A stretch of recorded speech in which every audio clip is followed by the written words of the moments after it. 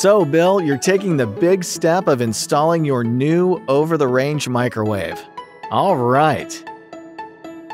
As we get started, here are some of the tools you'll need for the job.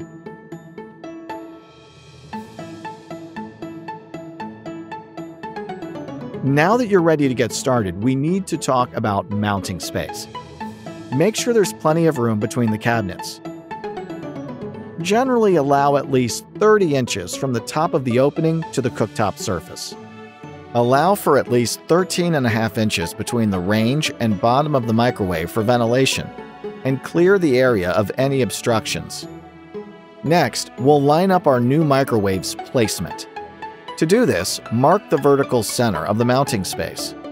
Then, attach the template, accounting for any overhang caused by decorative trim in your existing cabinetry. Mark the horizontal lower edge of the template for the mounting plate and ensure level.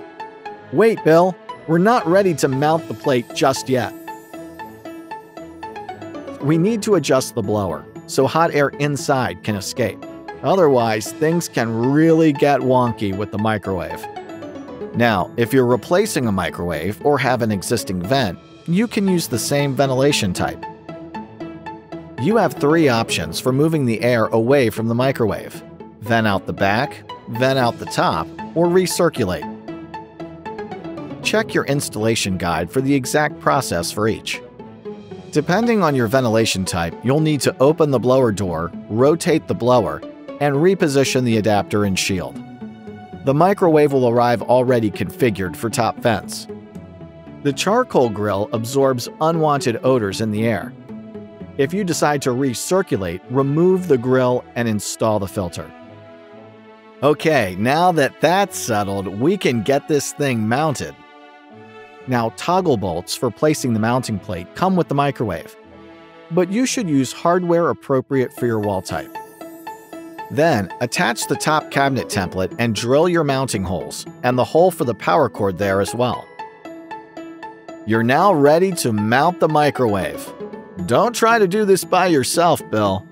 It's always recommended that 2 people work together for easier installation and safety. That's it. Just make sure it's hooked onto the mounting plate and rotate it up into place. Just like that.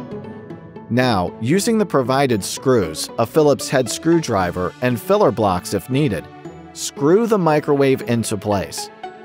Get both screws into place before you fully tighten them. Now, if you're using a top vent, you'd secure your vent to the ductwork, but we're not. So now we just plug it in.